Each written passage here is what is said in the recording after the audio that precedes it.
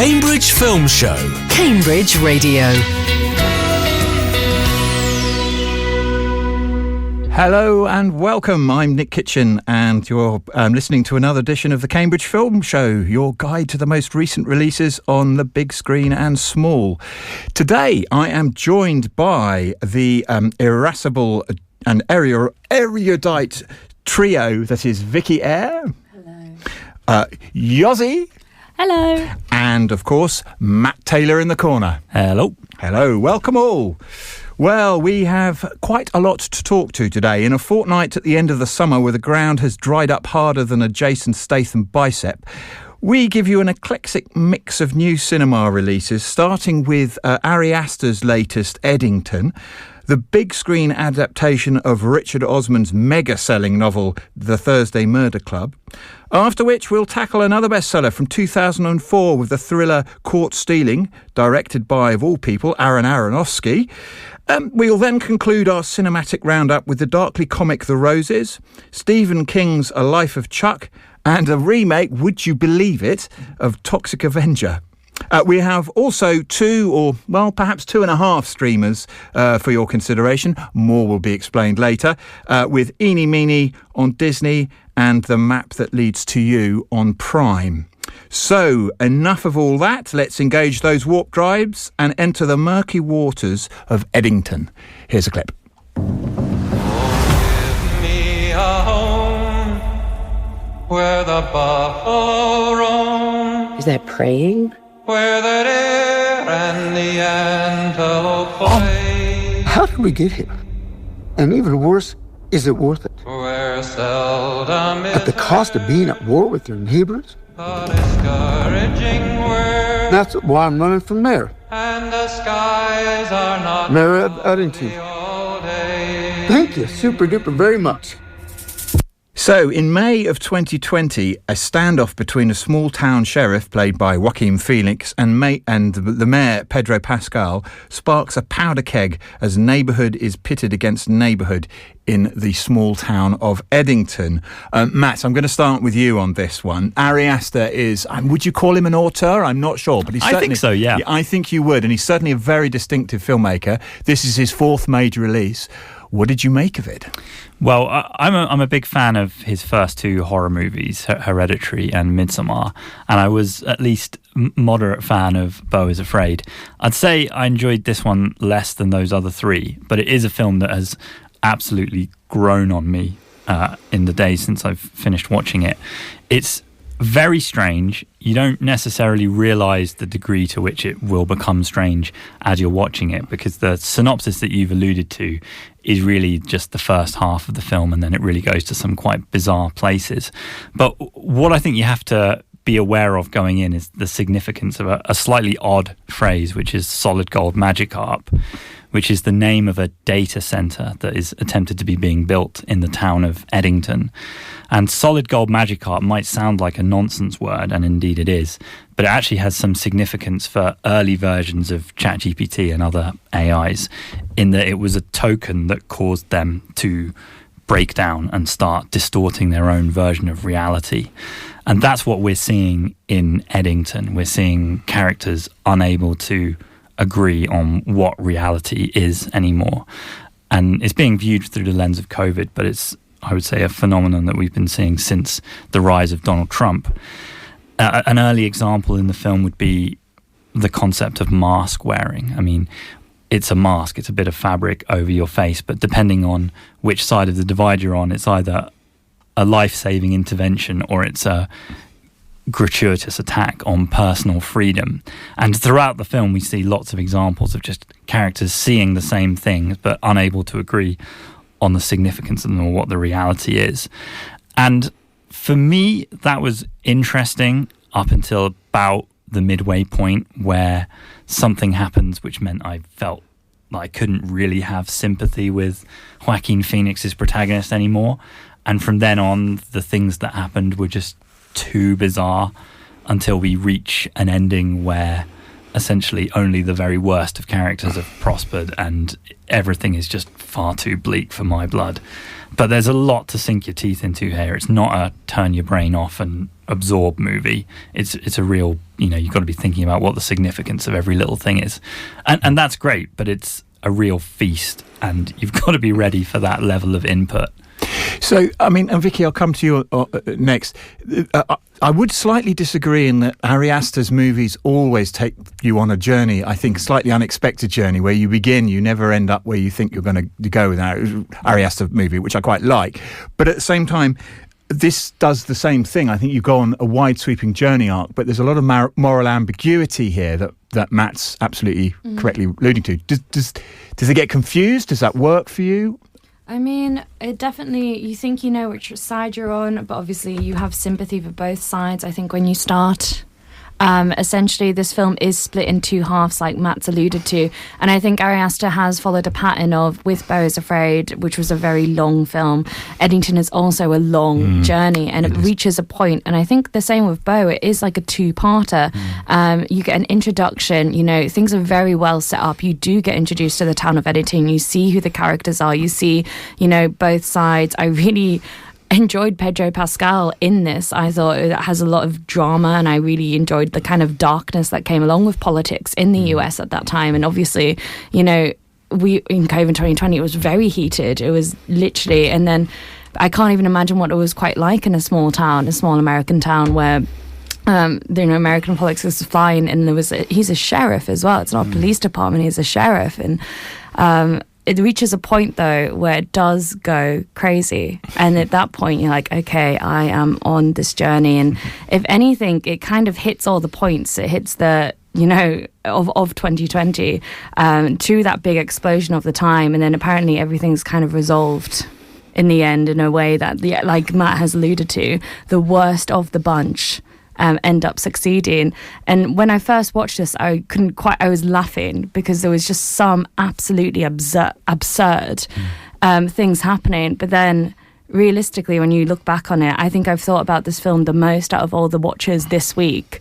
And it's definitely one that I'm still interested in, still thinking about. There's much more things that I probably haven't grasped. And obviously Joaquin is in it, but obviously Emma Stone is a good supporting kind of shadow of a character in this, which sets up a backbone of Joaquin's kind of the only sympathetic parts you feel for him. But then you have another list of characters, and Austin Butler's got a kind of insane little cameo in there, which, people did get obsessed with, cults and things, and it really reflects on 2020 in the most harshest of ways. By the way, just a quick aside, a little spoiler here for our listeners, but a question to you both. Can you remember the last time Joaquin Phoenix didn't show his bits in a movie? No. It's definitely a struggle. No. But that's a slight aside. For me, I have seen this, but one sort of question for you both. It also felt, it's about the digital age. It's a phone-led narrative, exploring, different perceptions of reality through the digital age, and then there's the backdrop of the AI, the data center. But as also, for me, it was a Western. Yeah, absolutely. I mean, it certainly, for the first half especially, just follows that kind of showdown in a small town format of a Western. But even the ending. And there is... Or the final act, I should say. Joaquin does get to wield a rather large weapon at one point, which was a fun scene. There's a huge amount of very fun scenes in isolation, and they build together into a very complicated and ultimately satisfying jigsaw. It's just such a bleak portrait of the world we live in. I mean, it almost seems to want to say that nobody really believes in what they're saying. I mean, there's long sequences of Black Lives Matter protests, and sort of everyone involved in the protest is either portrayed as naive or just wanting to impress somebody. Yeah. And that character is shown as very willing to then court the other side of the narrative when it suits them to do so. I'm going to ask a slightly unfair question to both of you before we move on, which is, of the four, how would you rank it?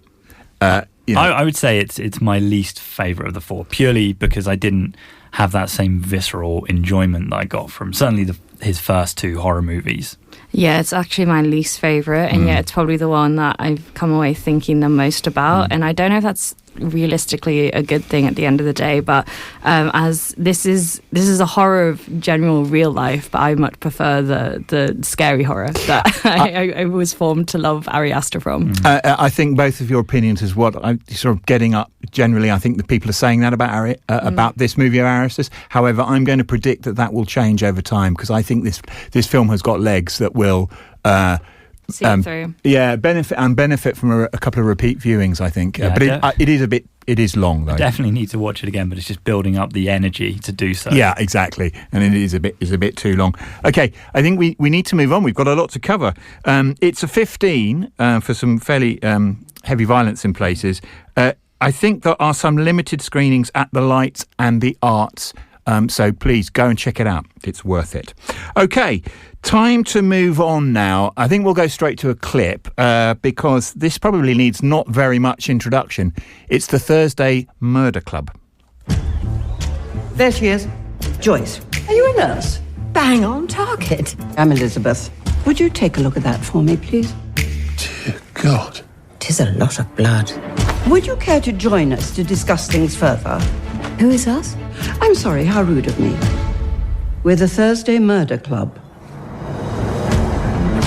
We investigate cold cases. It's a club about murder. Does sound a bit bonkers. In breaking news, There's been a murder. An actual murder. Right then. Yoz, I know you've read the book. I feel I should explain, do a little premise and setup for this, but I think half the planet have read the book, so they already know.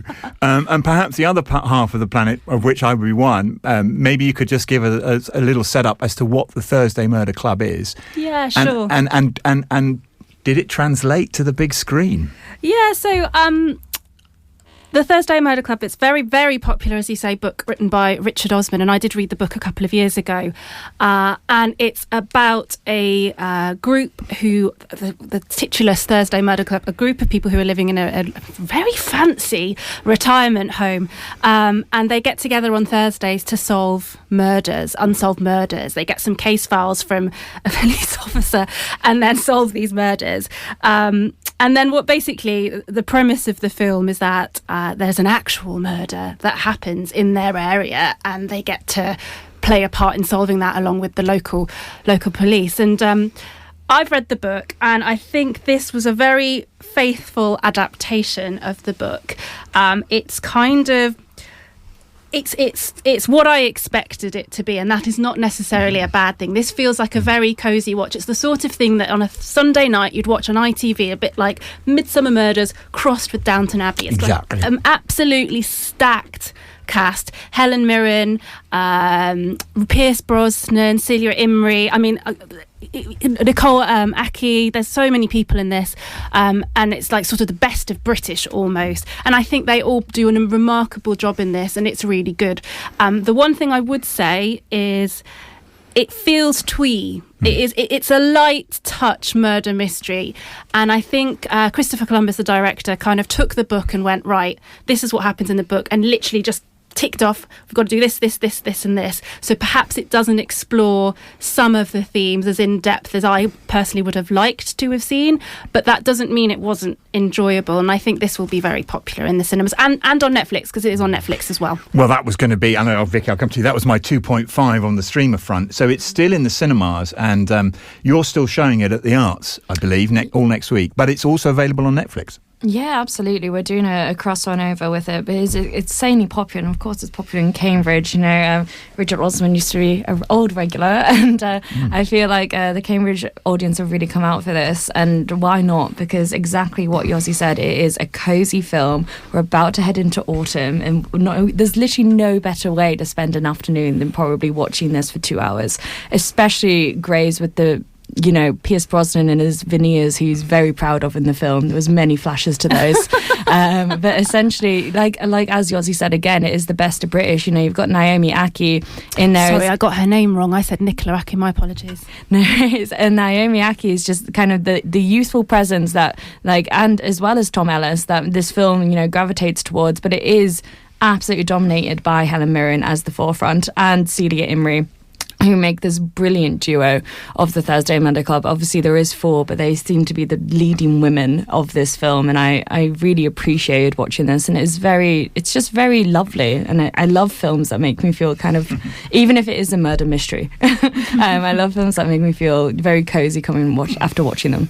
Yeah, and you know, so do I, to be honest with you, and it's clearly got that sort of Agatha Christie cosy warm feel, and it reminded me, not that I've seen it, but I'm looking at the cast, and I mean, it is a who's who of British acting royalty, and it reminded me of those old Hercule Poirot films, Death on the Nile, not the remake ones, but the ones that, well, even the remake ones where they sort of throw in all these incredible characters.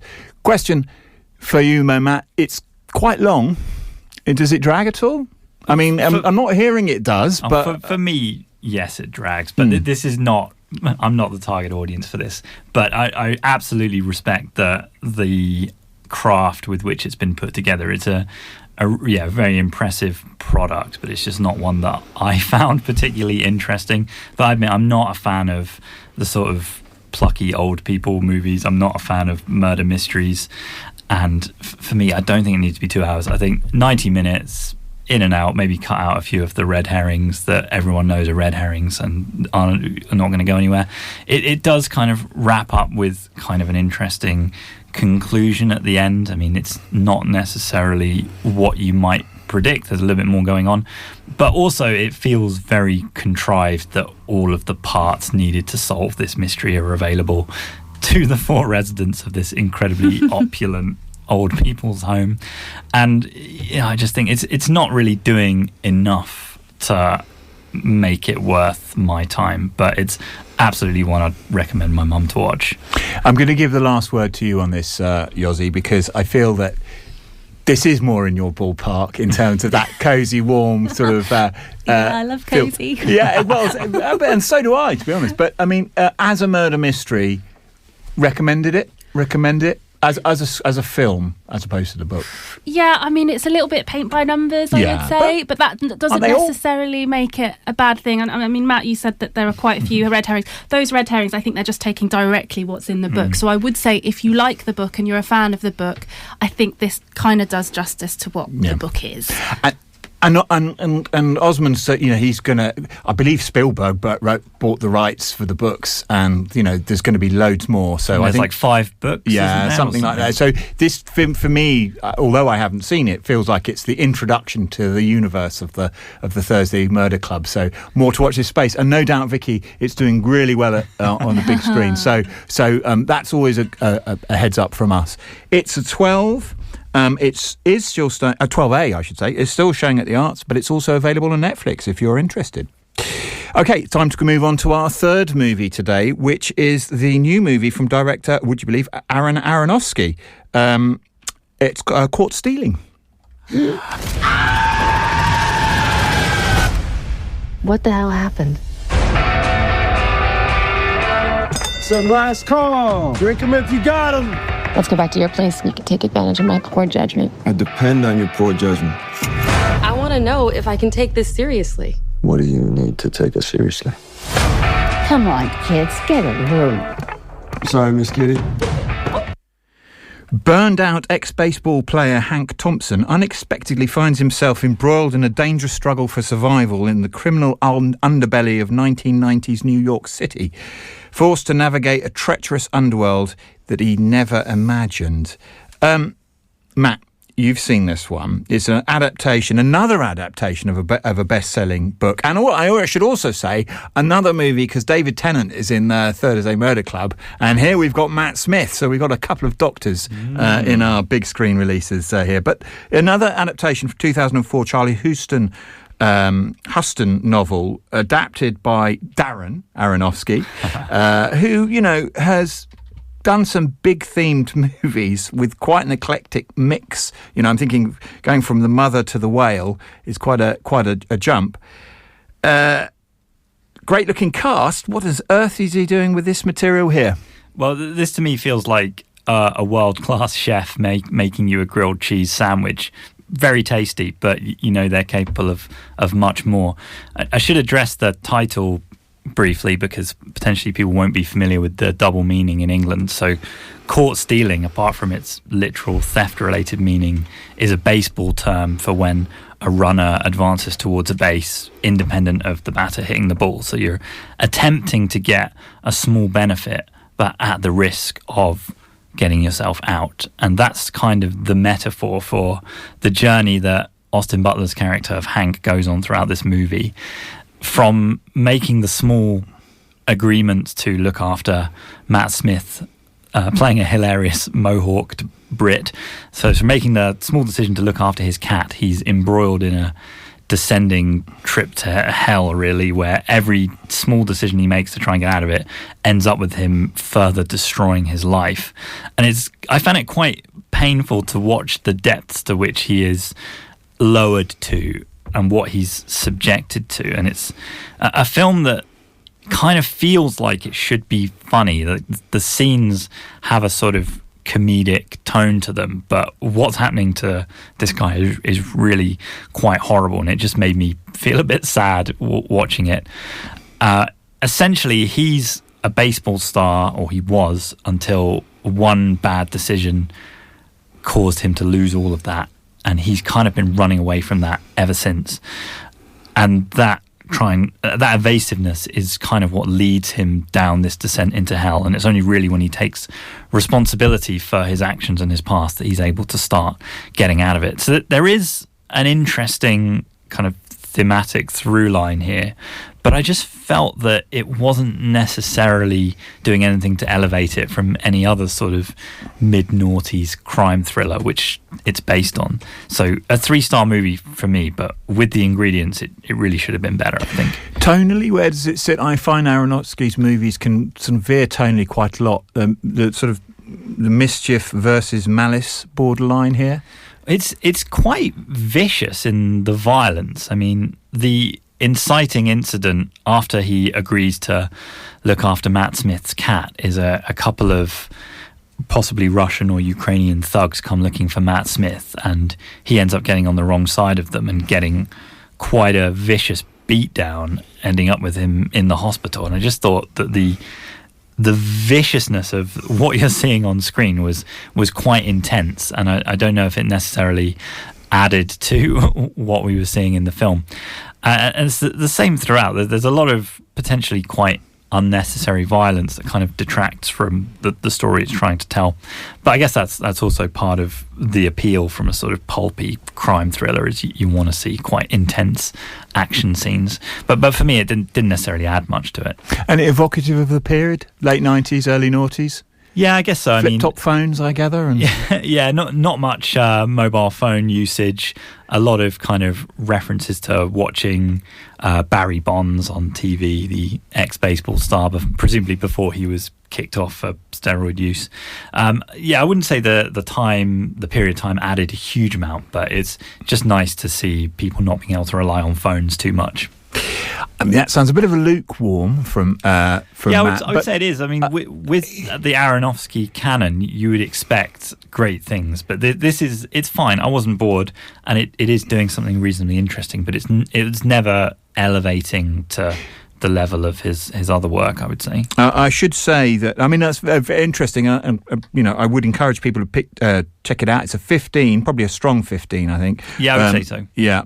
At the Light and Everyman.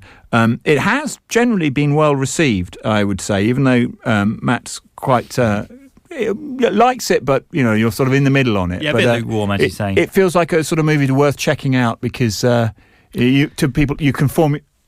people's opinions may differ. Yeah, but I mean, it's definitely a big screen movie. It's got a huge cast, and it looks great, and there are some really striking set pieces, but I just never thought it really came together as anything more than the sum of its parts. For me, Matt Smith with a Mohican is worth the price of admission alone. Not that I've seen it. He is doing a fantastic British accent that Austin Butler does try to copy at one point with limited success. Yeah, well, that's segueing nicely then from British accents. We should move on, I think, to our final film before the trailers, which is The Roses, starring Olivia Colman and Benedict Cumberbatch. Here is a clip. For you, dear, I'd do anything.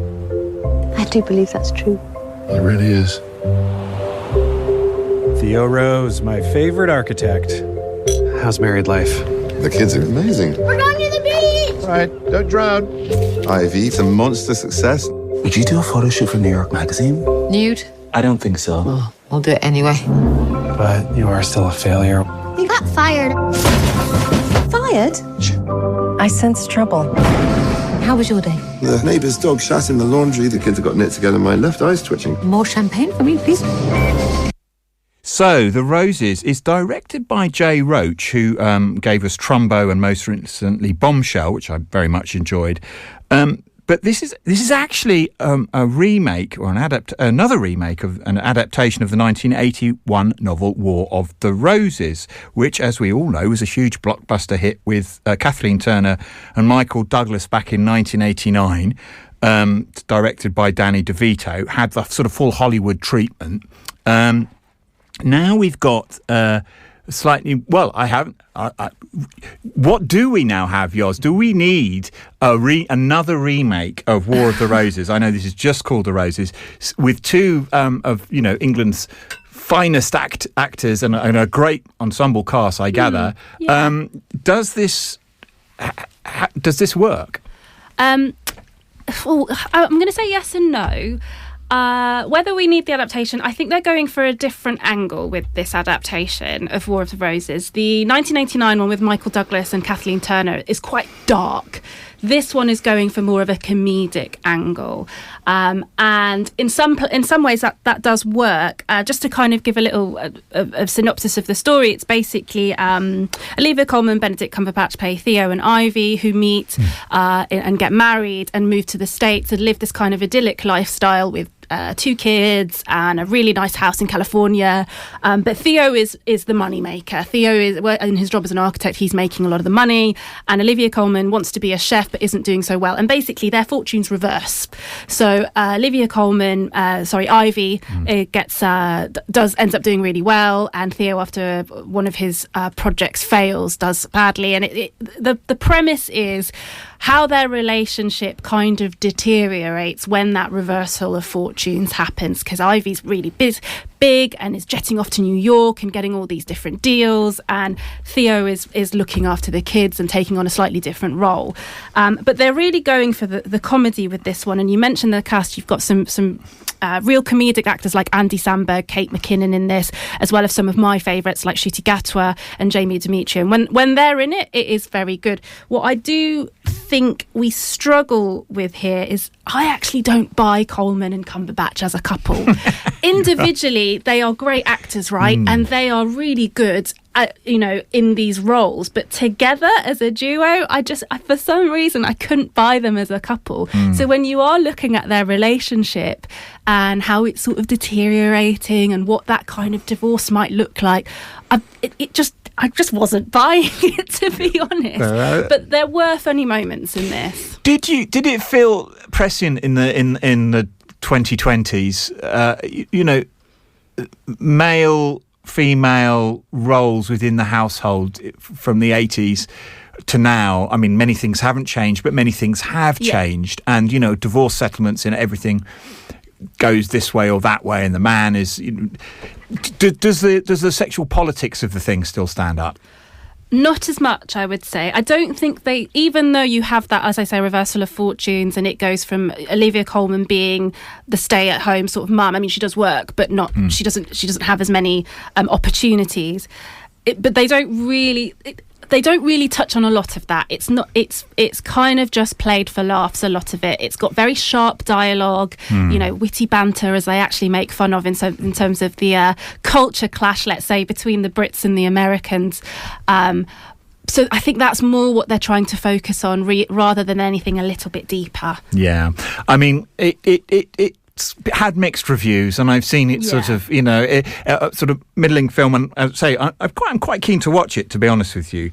The one thing I would say that these films, and my last question for you, Yozzie, really, one of these things that sometimes irritates me with these things, and dare I say it, and I'm going to be cursed at probably by you all, but the thing I struggled with the Sex and the City movies was this sense of overprivileged, where these people have got millions of pounds and expensive houses and their kids are all perfect, and yet we're still supposed to feel sort of sorry for them in some way. Or maybe we're not in this particular instance because they're both at each other's throats. But that sense of overprivilege, this is a personal question from me, but is that prevalent in this film? Oh my gosh, yeah. Yeah, I thought it might be. Nobody is living the lifestyle that these two live. Like, my goodness, they've got the most beautiful house. Yeah. When Ivy starts making loads of money, she can actually build this amazing, incredible house with all this technology, and she buys Julia Child's original stove, and it's just like, yes, they are living, they're living the dream. I think if you just want to go and see a film, it may be lackluster in parts, but if you just want something a bit silly that you can go and have a little bit of a laugh to, especially if you like these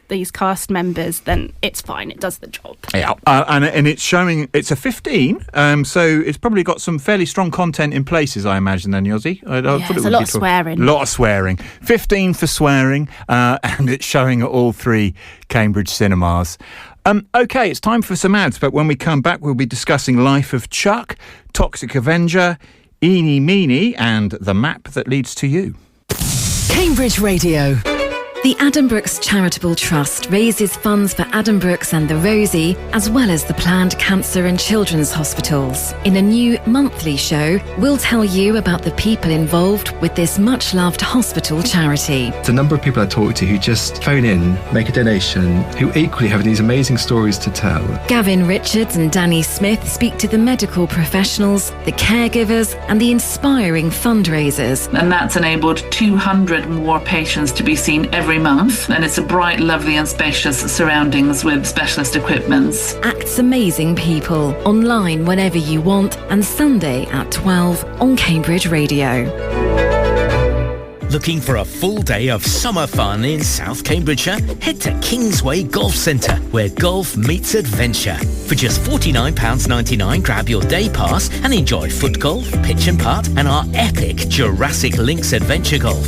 Got a team? Only £20 for up to 6 players on foot golf or Jurassic Links. Perfect for friends, families, and epic group days out. New to golf? No worries. We offer free coaching for beginners and groups, so anyone can give it a go. And if you're ready to tee off, you can enjoy our 9-hole course. Find us at Kingsway Golf Centre, Cambridge Road, Melbourne. Book now at kingswaygolfcentre.co.uk. Cambridge Radio.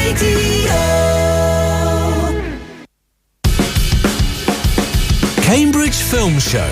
This is Cambridge Radio. Welcome back. You're listening to the Cambridge Film Show, and still to come, we've got, as I say, Life of Chuck, Toxic Avenger, Eeny Meeny, and A Map That Leads to You. But we will start with The Life of Chuck, which is based on a short story from the ever ubiquitous Stephen King. And it's a story, a life-affirming story, gender-bending story, about 3 chapters in the life of an ordinary man named Charles Krantz. Here is a clip. When you look up at the night sky, it can tell you stuff about your future.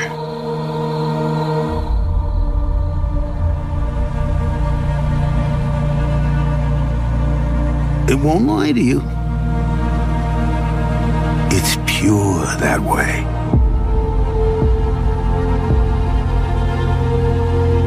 You might see a lot more than you wanted. But if you have heart, you have hope. And you have heart in you.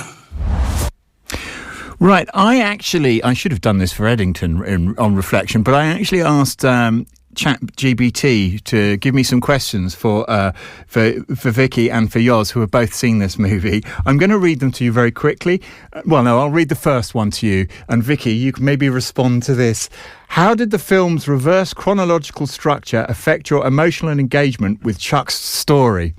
You don't have to answer that particularly, but this is this is a story about an emotional journey that Chuck goes on, right?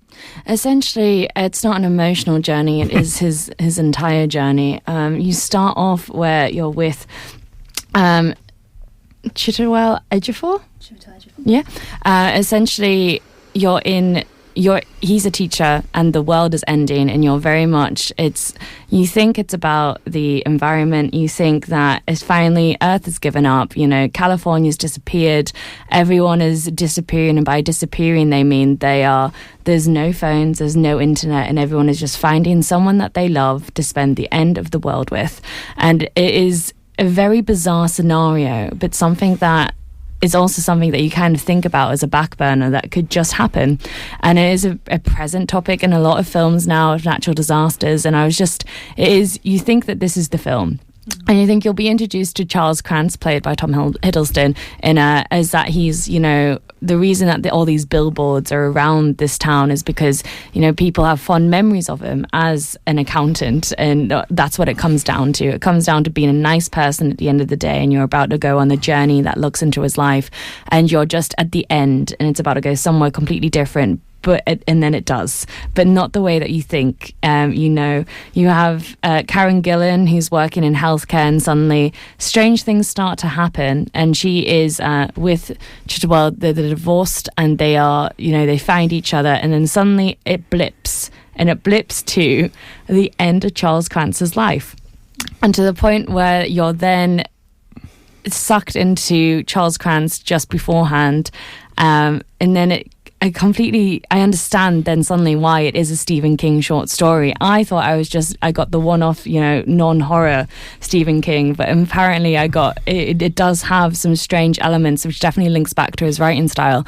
And in such, you're back to Tom Hiddleston's Charles Krantz. And then, apart from an incredible dance scene, you don't actually get the forefront of the film. You get different parts of him played by different actors. Jacob Tremblay as a teenager, Benjamin Pajak is him as a kid. You get them more of the Charles Krantz than you do of Tom Hiddleston, because he's looking back on his life from then, and then you just kind of throughout the film pick up on the bits that make him a human being. But apart from that, it's just really it's kind of a film you come out and you don't really think about again. And if I hadn't had to do it for the show, I don't know if I really would have watched this. I'm glad I did, because it definitely, it's a very pleasant watching experience when you're in the 3 different chapters singularly, I think. But apart from that, I didn't really understand the point of this being made. Vicky?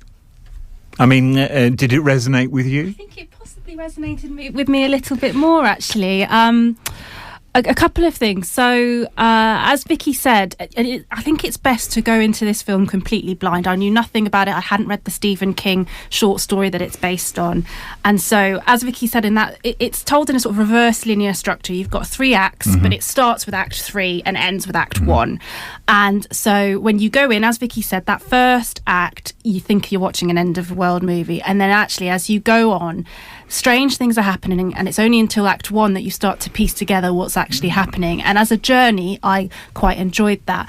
I also want to say that the director of this is Mike Flanagan, and I'm a big fan of his work. But I'm used to his darker, kind of spookier things that he does, things like The Haunting of Hill House, Midnight Mass, Fall of the House of Usher more recently. So I was a bit surprised when I looked and saw that he directed this, but I do kind of get it, because he's very good at kind of exploring the moments that make something. And what I liked about this was that as you go through the 3 acts of the film and you see parts of Chuck's life, but they're not really explained, you kind of understand the point of this being the little moments in your life, the people you see, the people you meet, they do add up to your entire experience. And I was quite charmed by it.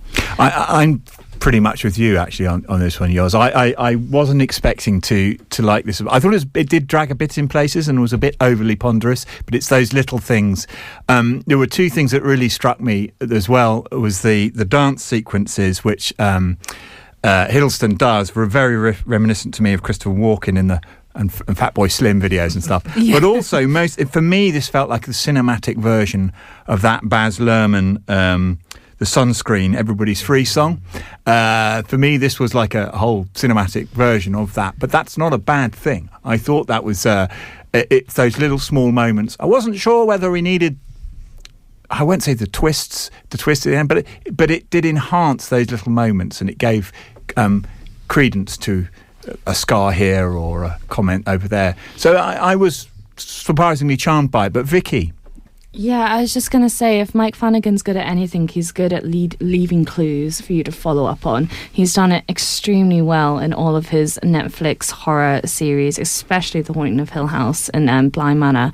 And I think, if anything, that's what I did really enjoy that part. I liked how things link up to its beginnings, and if anything, it makes you appreciate the little things that you like, and you hope that it would somehow leave clues in your own multitude inside your head, essentially. But it's not that I didn't dislike this film. I just don't know if I'll watch it again. But as I will rewatch other Mike Flanagan projects, I think he's a great director of series, and I just don't understand. And I guess why I know why he directed this, because it is a 3-part film, and it's almost like he's transitioning from a series onto the screen, and he did do it as well as he could, but maybe just didn't stay with me.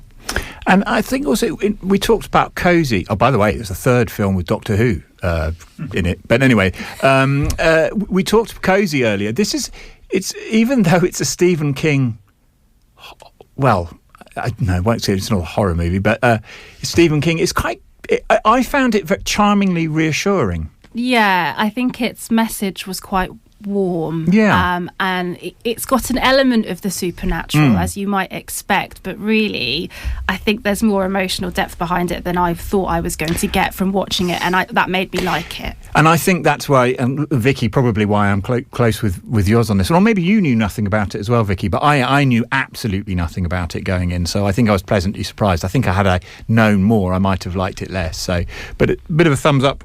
I think it's a general thumbs up from all of us, really.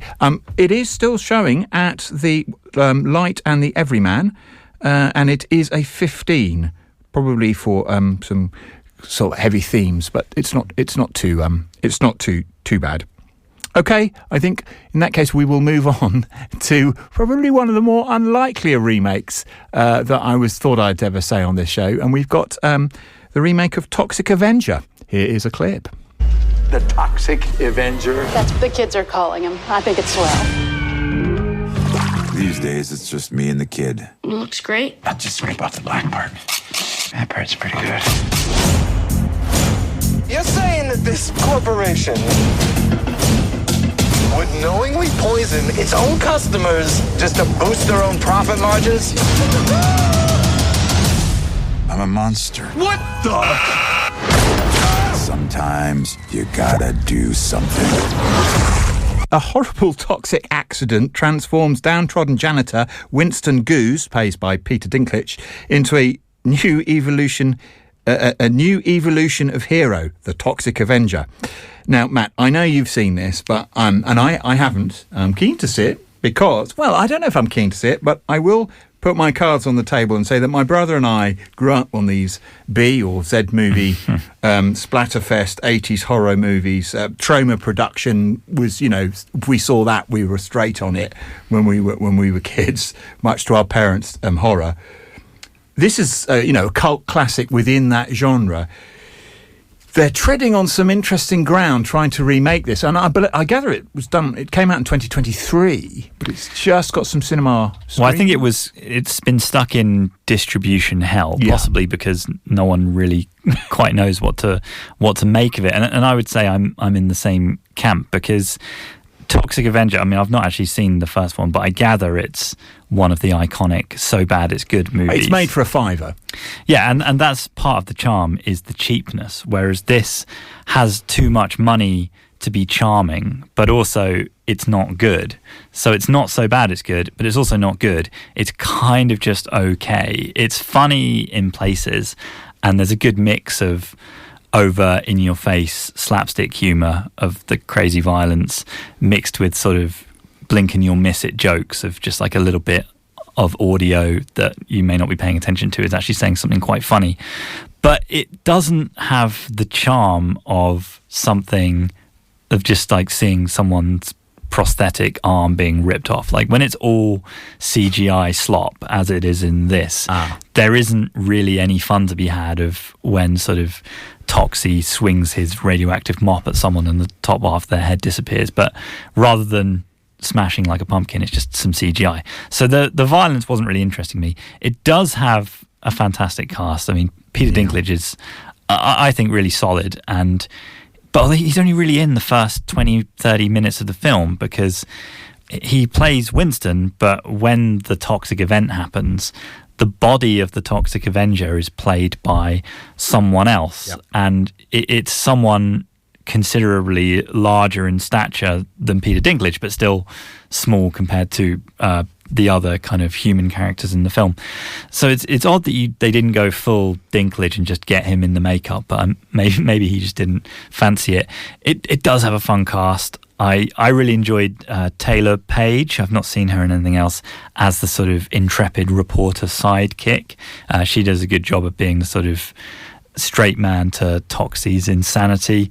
You've also got Elijah Wood sporting an incredible, of course you do. incredible hairdo. You've got Kevin Bacon injecting himself with gorilla blood to stay young. So that there is stuff to enjoy. I just think it misses the heart and soul and point of the original. Yeah, Jacob Tremblay, Sunil Patel, the cast goes on and on in this one. I've got two quick questions for you on this. One is, how many women in bikinis are there? Because there was a lot in the first.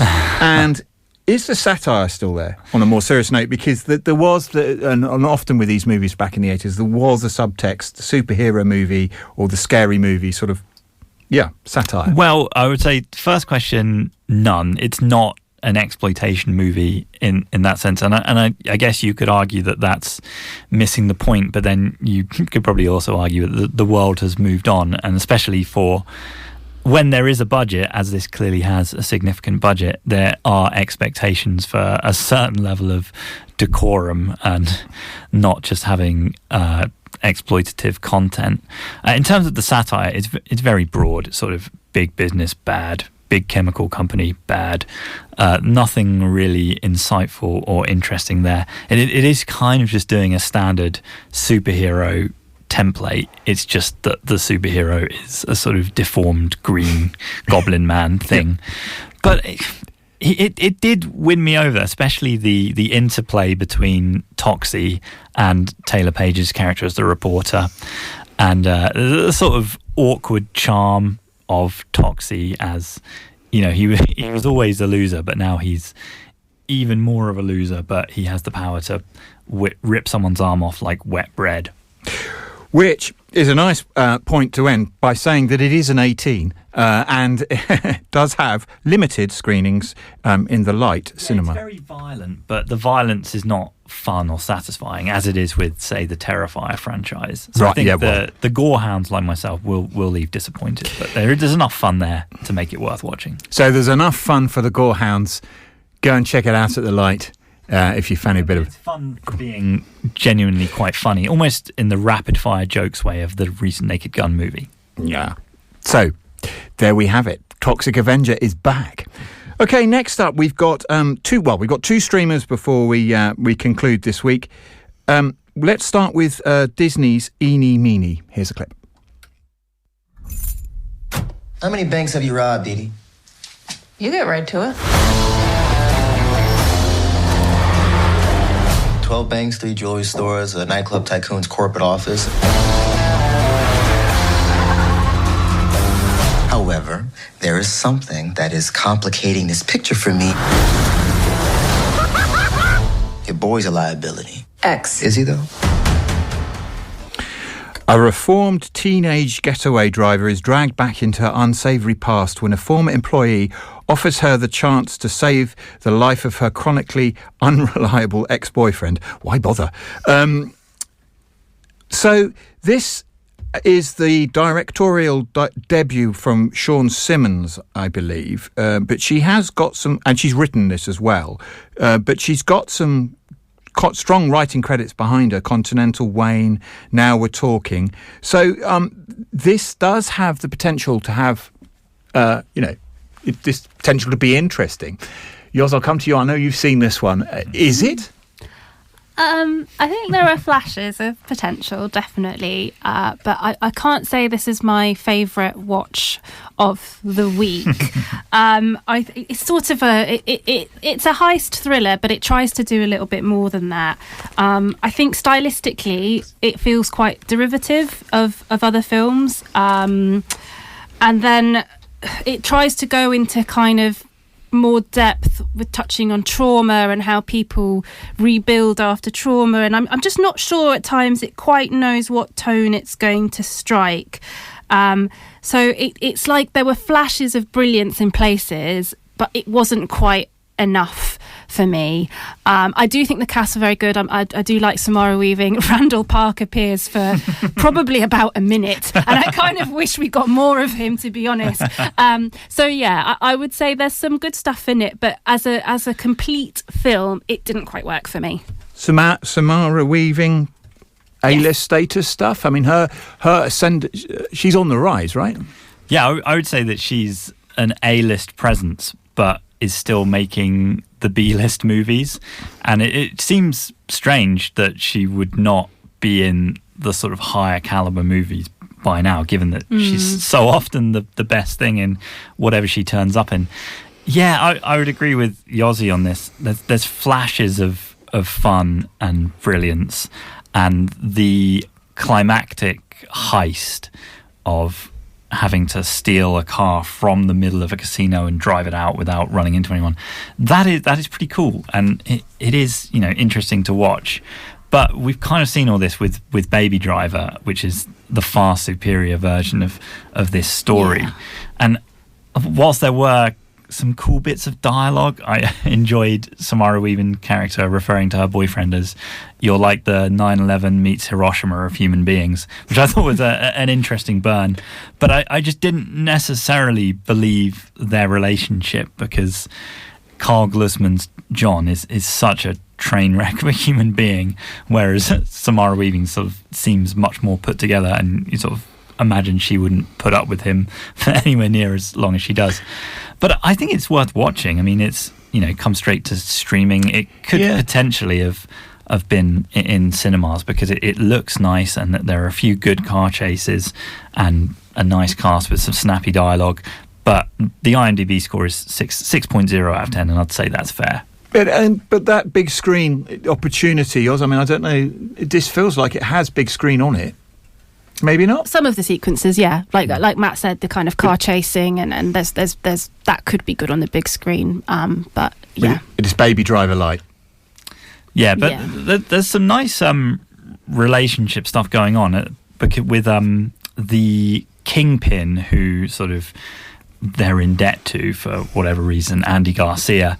He's got a sort of interesting relationship with Mike O'Malley's character George, who is sort of his henchman, but also they seem to be in a sort of almost homoerotic relationship, which I found kind of an interesting dynamic, and it kind of mirrors the central relationship of the central two characters. But overall, apart from that, there wasn't anything really novel or interesting in this, beyond some quite nice car chases. I've got here, it's a 15 on Disney. Is that right? Or did we say it was an 18? I think it's an 18. I feel like I must be mistaken on this, but I'm sure I saw it as an 18, and I was really racking my brains as to why. There is one quite gory moment, but beyond that, it's fairly tame in terms of the action and swearing and stuff. We'll double check that for you, but it's a 15 or possibly an 18, but I think it's a 15, and it's showing on Disney. Okay, great, thank you. So let's up to our last film. Let's end on a bit of a cosy, warm rom-com feel with The Map That Leads to You. Here's another clip. Tell me about the boy that was following us out of the train station. I'm Jack. And you are? Heather. Nice to meet you, Heather. They kissed, and she is just now telling us. Just hoping it doesn't turn out to be a serial killer. Listen, I know it's been a long year, but I think we should go and get you out of here. I'll go anywhere. So you've just been traveling? Anywhere with you. My great-grandfather kept a journal. I'm trying to go to every place that he wrote about. We just see what happens. Heather's European adventure takes a turn when she meets Jack, who sparks an unexpected emotional journey neither of them saw coming. This is directed by Lasse Holmström, would you believe? I mean, the director of ABBA and Life as a Dog and Salmon Fishing in Yemen and so many films. Such a great career behind him. There's great potential here, Vicky. I wasn't very familiar with the director in general, but I'm very familiar with the starring cast. Madeline Klein, I think, is having quite the it girl summer. I mean, she always kind of does, but she really has come off I Know About What You Did Last Summer and has gone into one of the funnest rom-coms I've seen in quite some time. And I say that as not on a direct distribution rom-com hater. I feel like if Luke was in the room, he would really, that's his forte. However, I think essentially I'm not normally the person to watch these, and yet I don't know what it was. I got took on a whirlwind. I don't know if I'm just absolutely adored by, I love Madeline Klein, or if it's like KJ Apper as well. But I genuinely believe the connection throughout this film, either with the friends, they're on a European journey. She meets Jack. They have an instant connection, and then they seem to do the architectural tour of Europe, which I was all for, and now have a great little, Google map pins of I haven't been there yet. I genuinely believe this whole thing, and I think it was just their chemistry, as well as, she was very sensible throughout this film. I mean, obviously there's still a lot of aspects of course that didn't happen, or that's not believable, or something would have happened here. But essentially it is one of those films that, really, really is a great direct Friday night film that Amazon have got out. That's right. Well, I think that's a thumbs up from us. But sadly, that's all we've got time for this week. But do join us again on the 13th of September when we'll be discussing, amongst other, the latest from the Conjuring franchise in Last Rites, the grand finale of Downton Abbey, and Spinal Tap 2. The end continues. Mm-hmm. And remember, you can always catch us on our podcast and Spotify and YouTube. But until then, it's goodbye from the gang. Bye. Goodbye. Cambridge Film Show. Cambridge Radio.